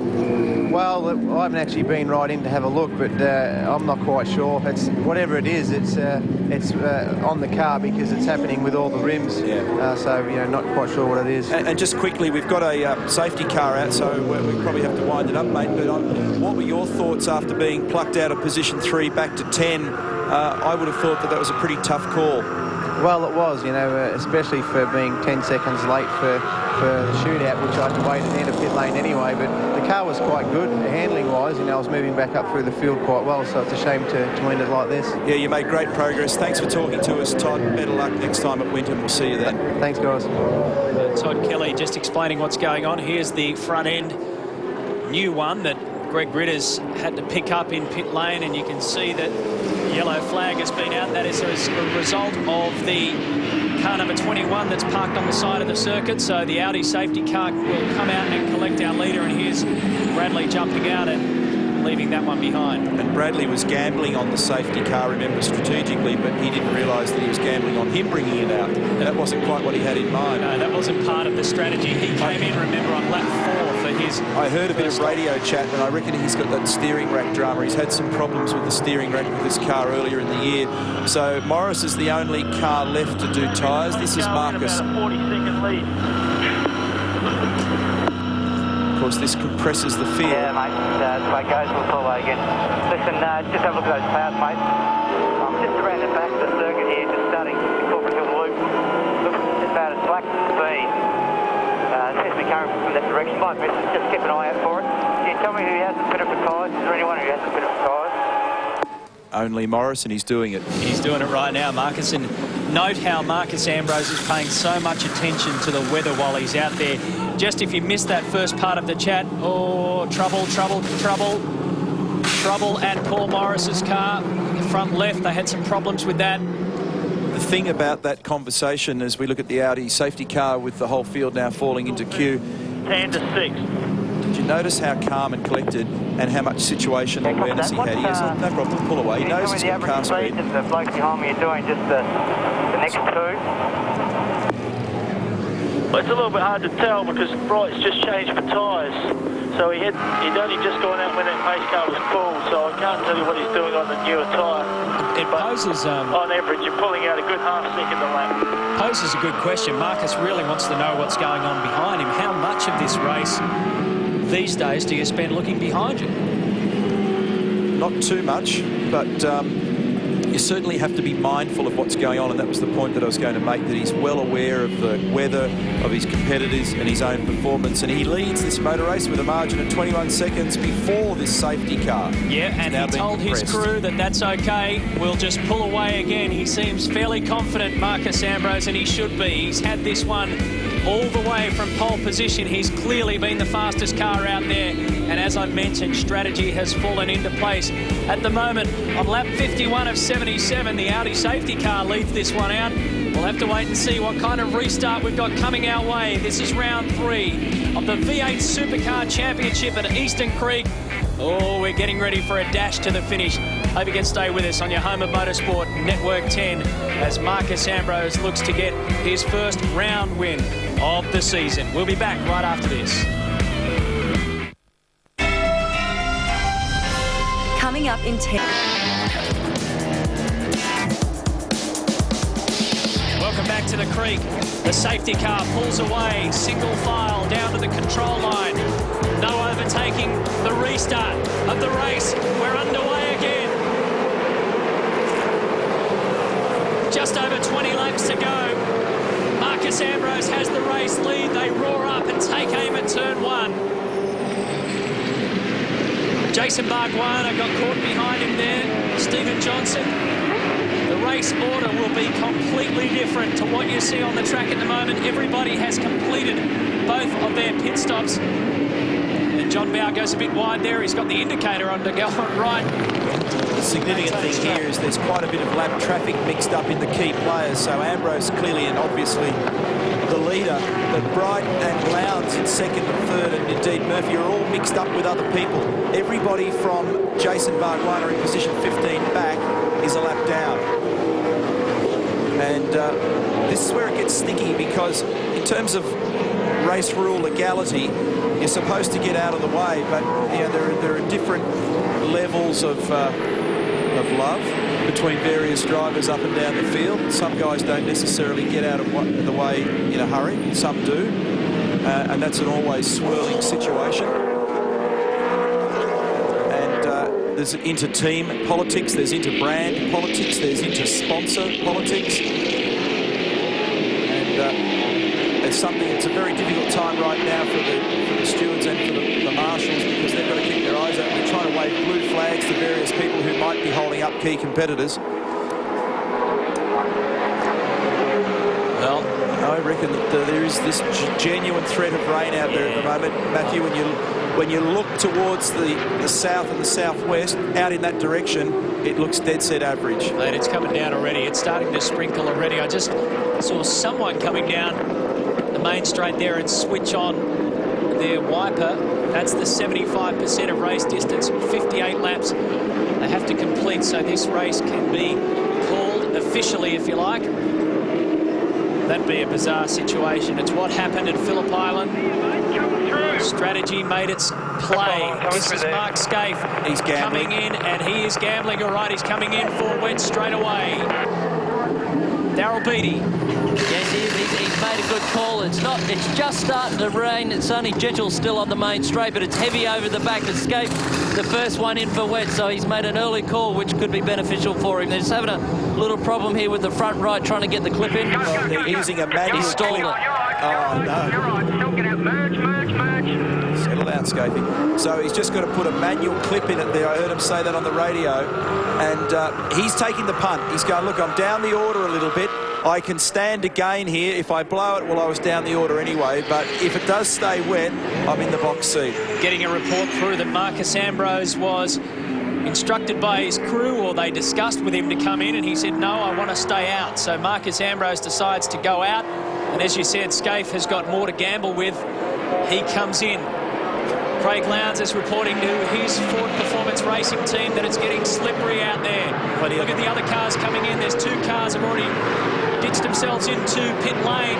There goes Lowndes, Murphy, Ingle, Paul Dumbrell. There'll be people that make blues in this too, Matty, because the conditions are changing corner by corner. What is it with the recent races and this rain? It certainly spices it up. Unbelievable. Cito's in. He came in early at Phillip Island and he benefited. He's just outside the top 10 in the points at the moment going into this round in 11th. So Cito and Scaife, a couple of the wise old guys, actually thinking it through and saying, look, I don't want to be skating around there on slicks. I reckon it's going to stay. What sort of weather forecasters are they? I have absolutely no idea. Well, Glenn Seaton is one of only 3 men out there to have taken part in all 10 V8 Supercar races here at Eastern Creek. John Bowe and Mark Scaife for the other two. So Glenn Seaton led the way as far as weather calls went at the island. Some local knowledge there, but what about track knowledge around here? Will they follow him on this lap? You can see some rain starting to fall on our lenses. It does vary over the back end of the track, if you like, down to the front, and it certainly won't be as torrential, you'd have to say, as Phillip Island was. Just a different weather pattern here in Sydney's west. It depends what's coming, not what we've got right now. That's the key to all this. Well, there's been a strong southerly breeze, Neil, throughout the day, and it has been pushing rain towards us, threatening, but then in this part of the world, it's got a tendency to just scoop around the back of us, if you like. On board we are with the Enforcer. Look who he's jammed in just behind. You can see him now. The headlights on for Greg Murphy and the Kmart Racing team. This is 4th, 5th, 6th. There goes Murph. Stephen Johnson gives him some room and settles back into play as Ingle goes through and Tander behind him. By the way, Garth Tander's teammate Jamie Whincup is out of this one. I don't reckon it's wet enough for wets out there at the moment. If you had heat in slicks at the present time and you can retain the heat, you're okay. It will really knock around a wet tyre on these track conditions at the moment. The blocks superheat very quickly and it tears the square edge off the wet weather block very quickly. And I reckon that right about now, Scaife and Cito are going, come on, rain, rain, rain. Come on down, that's what they're saying. The road rage that we normally see after a safety car has gone, well, without notice this time around. Normally we see an incident in the lap or two straight after the safety car. They were thinking about the rain, I think, instead of starting to bash each other up. Here we go. Currently 18th position is Stephen Johnson. They're trying to find what they had in Adelaide at Dick Johnson Racing. What Stephen Johnson had there was lots of pace.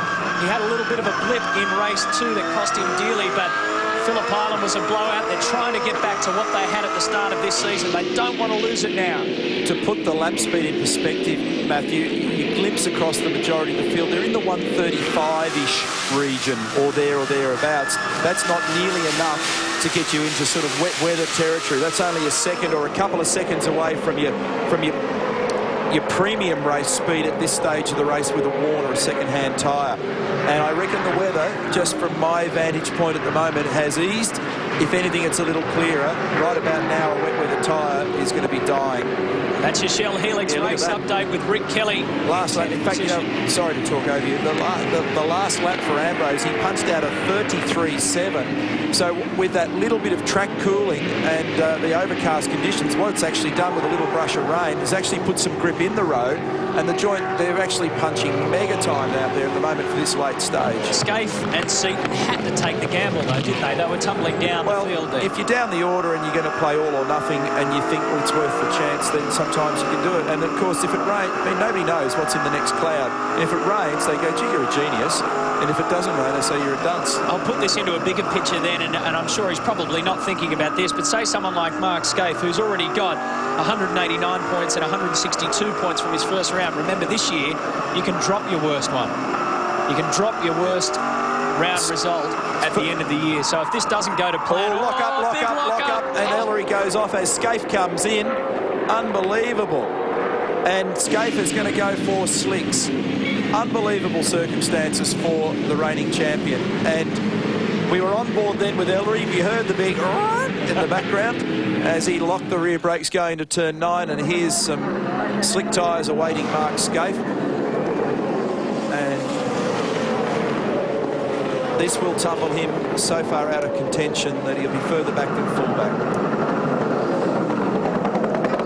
Behind the sticks, Darryl Beattie. See the Mark's come back in here again. Obviously that weather that looked like it was going to come upon us with the big downpour is now gone, and the wet weather tyres have come off and they've gone back to slicks. I'm just having a bit of a look here at the wets. One of the tyres that's come off, like you said, Neil, normally they tear up and ball up quite quick and get all loose and mushy in the car, but they still don't look too bad at this stage. Well, the Holden Racing Team pit crew has had to work overtime today. One of their cars won't make it, or didn't make it, and now Mark Scaife has been in and out of there. This is the Stephen Ellery incident. Managed to hit nothing, and for some reason they've gone back to fitting manually the little retainer clip on Scaife's hub there rather than the little quick release mechanism that they normally have. But anyway, he's out of contention at the moment, so the order is Ambrose, Bright, Lowndes, Murphy, Ingle, Tander, Wills. Look at this battle here. For 4th and 5th, Russell Ingles putting a whole heap of pressure. He had a dive up the inside there, or tried to, of Greg Murphy before we just joined him. Murph pulled away, and now Ingles back, ready to fire again.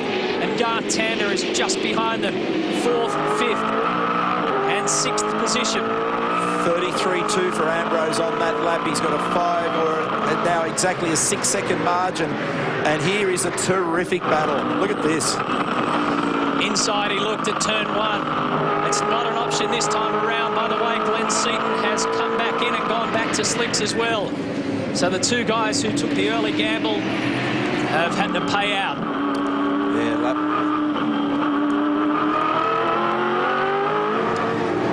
Greg, what have you got down there? Well, Neil, I can show you, in fact, you talked about Glenn Seaton. I can show you the right rear tyre off his car. Now, it's actually not in too bad a shape, but the biggest drama the Dunlop technicians say is these edges here, and you can see the way they're starting to wear. That's after only 2 laps on this tyre because it was just so dry out there. So a gamble, as you said, for both Scaife and for Glenn Seaton, and it didn't pay off. Yeah, when you're in the car, Greg, the feeling's horrible. It's like it's just wallowing around. Someone's greased it. It's flops all over with those wet weather blocks. They roll around under the car. once the square edge goes off those blocks, they've got no grip at all when it is wet.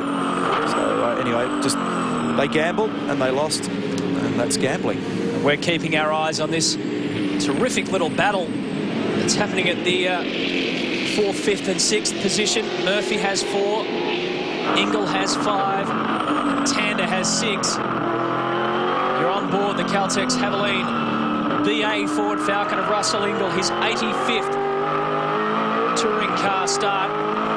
Made his debut back here at this circuit in 1996, the Enforcer. 17 to go, Russell.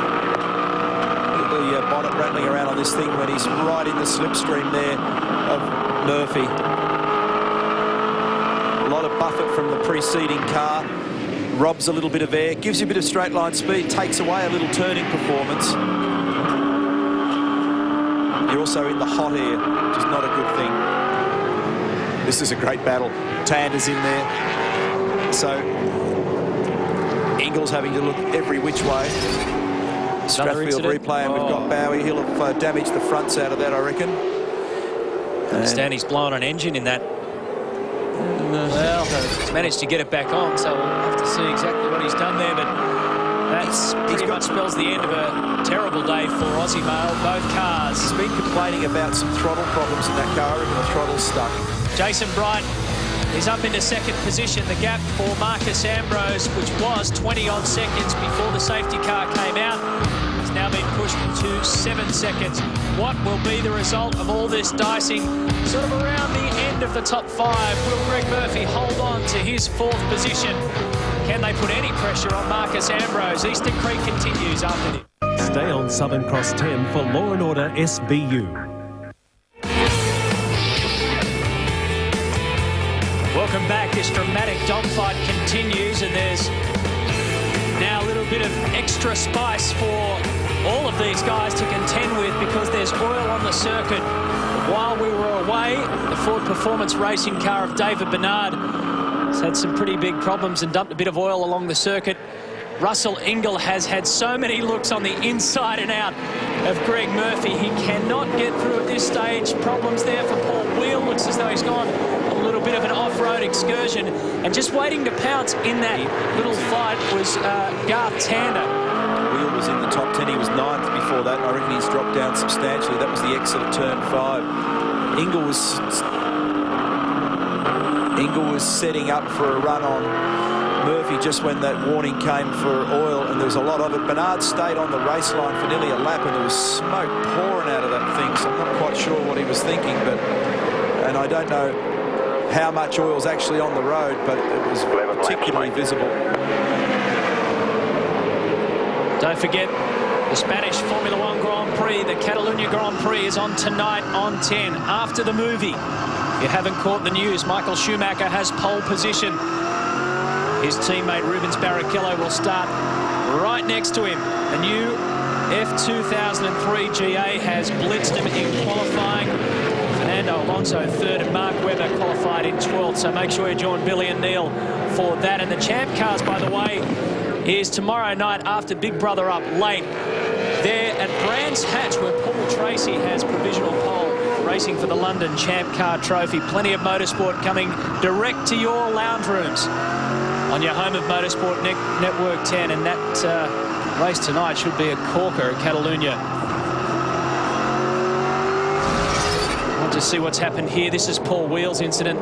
No, it's the exit of turn 4, and he's done a rear off the back. Yeah, he's come straight across the inside of 5 there and rejoined on the way up to that next little flip-flop. So there'll be a reason for that. It won't be as clear-cut as it probably looked. He was, as I said before, running in 9th, and now he's down in 12th, so he's dropped a couple of key spots there, unfortunately, in that. And this little pressure manoeuvre continues to build. Greg, what have you got? 2 quick updates for you, Neil. You wondered why the crew were diving in the passenger side door of Paul Morris before. He's got a back problem, and the lap belt on the left-hand side was done up too tight. They wanted to loosen it off just a little bit. He couldn't do that. Now have a look at this. This is the alternator of Anthony Trant's car. This has developed a hairline fracture, and in full flight, that happened. It completely broke away. It's been happening for some time because I can see some polished area here in the cast aluminium, so it's been broken, I guess, for a little while. Now, the downside to that is it's beneath the airbox, so you've got to remove that first to get to it. Secondly, it not only affects the electrics, but it also affects the water pump, of course, so a number of things going wrong with the toll I pick up. Incidentally, how the fingers? I'm working hard for the money today. First time I've seen you get him dirty. You're hard on equipment, Rusty. You watch him, though. He'll pinch that and put it into the rust bucket. Getting a little collection of goods for Rusty to explain exactly what's happening. The Shannon's lap counter shows you that we're on lap 68 of 77, so effectively there is 10 to go. Marcus Ambrose has a 10-second lead over Jason Bright. Craig Lowndes is in third position. Greg Murphy right in front of us. That's fourth position. On board with fifth, Russell Ingall. Garth Tander is behind them still, waiting to pounce a lockup. Could this be the one for Ingall to get through? Can he hold on to it? He should. Murphy tries to fight back. Ingall tries to hold down the pace. Ingall's got away from him and he claims fourth position. If Murph only had another 6 inches or so there, he would have been able to just hang on.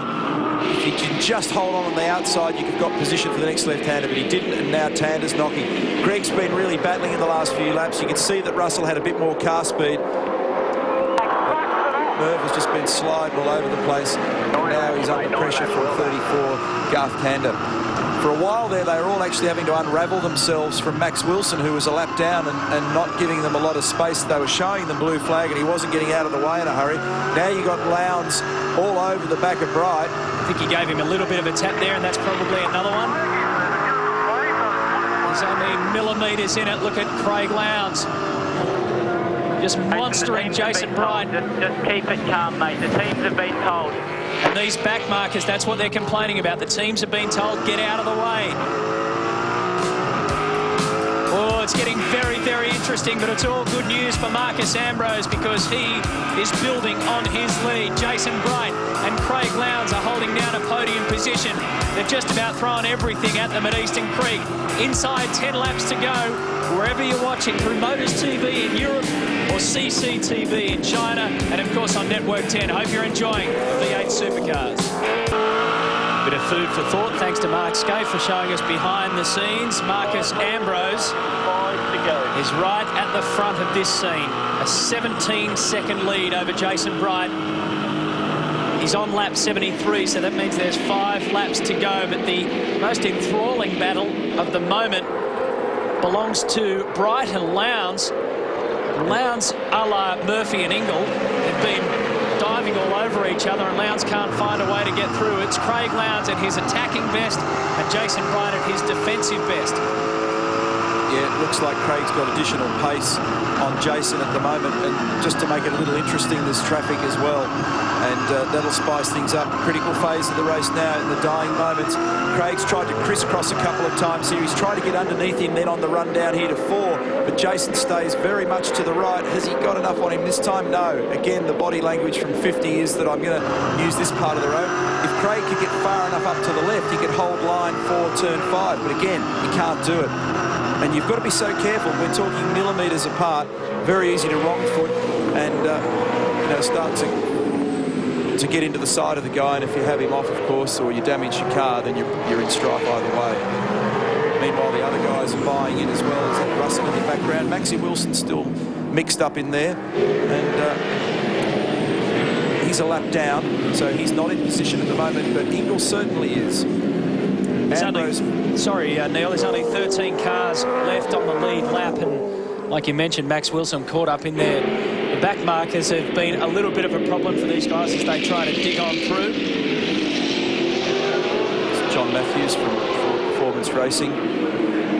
Say they're getting a better understanding of the BA, like most of the teams, of course, such a big UK influence in FPR. Laps remaining for Ingall is racing for position. Courtesy of ProDrive, and Here goes Craig Lowndes. Shoots out onto the right. This makes it very tight radius for Jason Bright, and Craig might be able to get underneath him here, but he's just managed to wrong foot him again. So Bright is doing a great job of just holding ground here, and he's really withstanding a lot of pressure.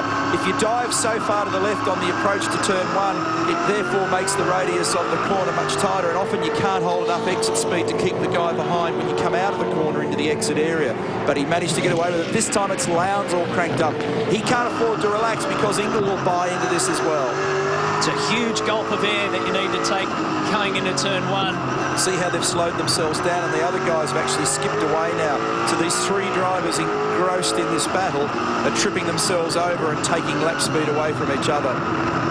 You saw the FPR crew there. They've got a chief mechanic, a new one joining them, Gary Woodward, who brings with him some Formula 1 experience. Oh, that's Cameron McConville and Mark Noske, the Sydney-based Lansvale team, a smart card in excess team of Noske getting tangled up. Just look how close this battle is. One of the interesting things to analyse here is that in recent years, 4 in fact of the last years in succession, it's all been Holden turf here, and we're now seeing some Ford strength at Eastern Creek. I mentioned that they raced here 10 times. This is the 11th Australian Touring Car Championship round here, and out of that 10, 6. Big oversteer exit for Lowndes on turn 12, and that's given Ingle the invitation he needs, and he might make a run here. Ooh, not enough.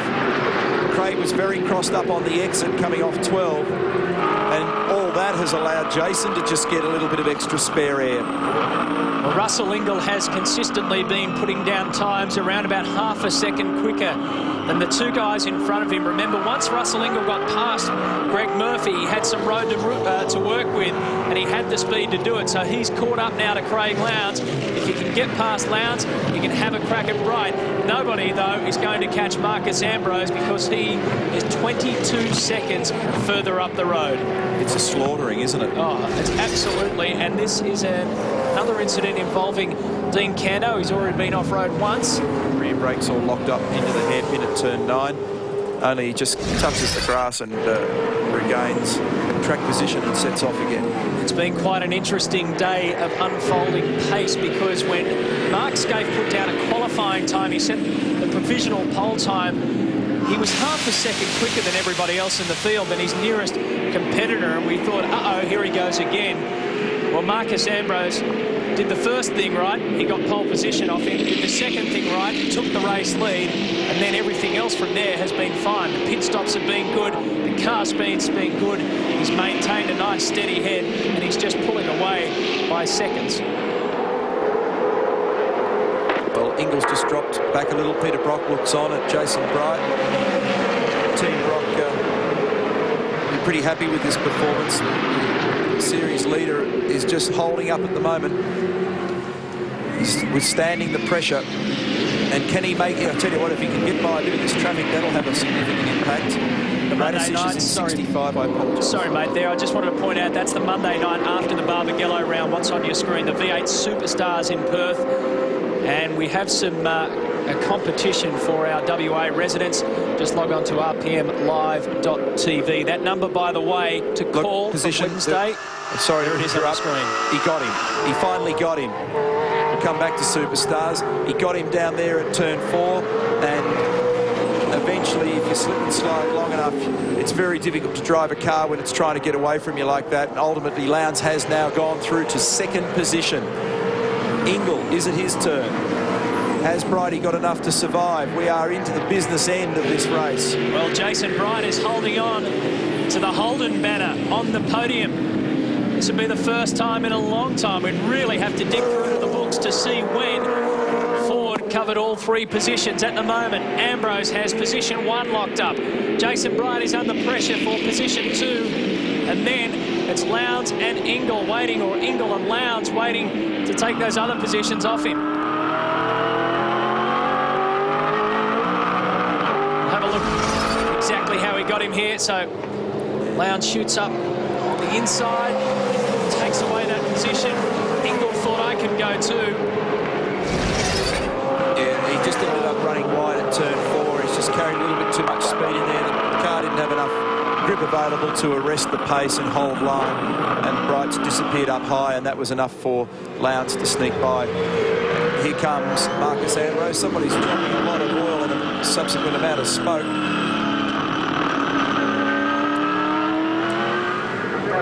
Marcus Ambrose is about to break a 4-year winning streak for Mark Scaife.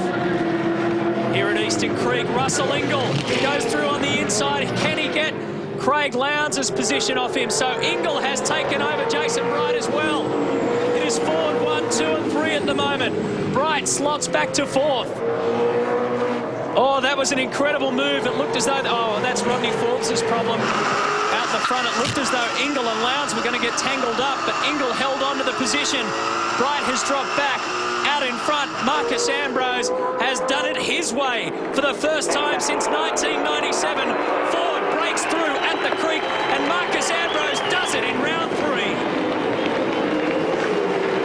A spectacular wire-to-wire victory for Marcus Ambrose, and he makes sure that his team gets the rewards on pit wall as well. Look at this. Craig Lowndes is going to come in second position, and Russell Ingall will complete a 4 trifecta to make it 1, 2, 3 for the Blue Oval. A spectacular finish here at Eastern Creek. Lowndes gets second, Ingall gets third, Jason Bright gets 4. Well done, Craig. Oh, they're rejoicing at Ford Performance Racing. The Blue Oval goes back-to-back in the championship after Lowndes won at Phillip Island. This man has done it. Marcus Ambrose, the 3rd round win of his career. A great performance and a great race too from this man. He put so much pressure on Jason Bright that Bright eventually had to fall away. And well, you've got to say one thing about the Enforcer. He is back. Grab that cat, mate. He fought tooth and nail to get that podium position, and he's got it. Look at that. If you're a Blue Oval fan, stand up and fly the flag, folks, because it's 1, 2, 3 at the creek. Ambrose, Lowndes and Ingall. Jason Bright gets 4th, Murphy 5th, Tander, Wills and Stephen Richards take us down to 8. You've got to go down to 13th to find the other Ford. A good effort from Cameron McConville there in 12th. And Barguana holds on to the 14th position. Max Wilson comes across in 16th and picks up some vital points. Mark Scaife, one of the stories of the day, had his problems both mechanically and had to take a gamble that didn't pay off. So too did Glenn Seaton. He ends up in 26th position. Brad Jones didn't get his car across the line. John Bow also had problems for the Aussie Mile Racing team. But today, at the creek, belongs to Marcus Ambrose. We'll analyse it, see what it all means for the championship after this. Well, Marcus Ambrose completes a Ford whitewash at Eastern Creek on the top spot. Brilliant race result, mate. Well done. Oh, yeah, what a car, eh? Yeah, the boys just gave me the best car I've ever driven. Thought Sandon last year, the car was pretty good, but this tops it, you know. We even made a change during the race and just made it even better. I can't believe it. You must be feeling great right now. Yeah, look, we've really copped a hiding in the championship points so far, and this is a great way to bounce back. You know, we seem to have sorted the car out really well this weekend. Look out for the rest of the year. For you, Ross and Jimmy and all the team, go and celebrate. Great result. Yeah, I'd just like to dedicate this to Possum and, you know, we're a Kiwi team, basically. Ross and Jimmy are from Pukekohe, where Possum had his workshop, and we want to dedicate this to him. Good on you, mate. Thank you. Craig, not only a terrific result for you for second, but 1, 2, 3 for Ford. What a day. Well, it was a great day. It had its ups and downs in the sense I don't think our pit stops was quite as fast as everyone's, but gee, we had a good race car. How was it at the end there? You were trying to get past Jason, and then eventually you did, and then Russell come after you then on the last lap as well. Yeah, I knew the Enforcer was closing in quite fast, so, you know, look, I was just trying to wear Jason down, and in the end he made a mistake, allowed me by, but really we're having our own battle and our own problems with tyres, but really it's a credit to the guys in all FPR. It's, you know, really, they do all the hard work. I just drive the thing. Don't we? Thanks, Craig. Thank you. Thanks. Both Stone Brothers cars on the podium. How good does that feel, Russell Ingall? Mate, I tell you what, those last 10 laps were ace. I mean, that's what it's all about. You know, cars got bunched up with a pace car, and that was real racing. You know, it was real good fun. You know, I tell you what, there wasn't a centimetre between us for about 10 laps. You had a little bit of a long face at the end of the shootout yesterday. Different story today. Yeah, mate, I'm going to have to stop giving him a head start. You know, start at the pointy end. But no, car was put the second set of tyres on, and she was an absolute jet. So, you know, mate, we just plugged away, and I thought, third. Whoa, how good's that? Ace effort, well done. Thanks. Cheers. How good is it, all right? Russell Ingall moves up the championship ladder into 4th position. Stephen Richards and Greg Murphy are also the good leaders, but Jason Bright continues to lead the championship, and another who's jumped up into the top 10 is Marcus Ambrose. Neil Crompton, at the end of all that, what's your take on that? Well, my read on it is that it's a bit of a reversal of form in many ways, Matthew, because in recent years it's been a case of the Ford guys struggling towards the end of races with no rear grip and being pounced on by very powerful Holdens. Today it was exactly the other way around. The Holden guys were struggling towards the end, and the Fords look pretty well balanced. Maybe the tide has finally turned for the Blue Oval. Cromley's got a busy night ahead of him. The Formula One Catalonian GP. Remember, Michael Schumacher has pole position. Rubens Barrichello will start alongside him, and Mark Webber will start from position number 12. The next time you'll see us in the V8 Supercar Championship is at Winton, round 4, where Jason Bright is the defending champion. The story of the day here, Ford 1, 2 and 3. I'm Matthew White on behalf of the entire commentary and production team. We'll see you next time for the V8 Supercar Championship. There's been some crazy stuff. Now it is turn corner again. Oh, can he hold on to it?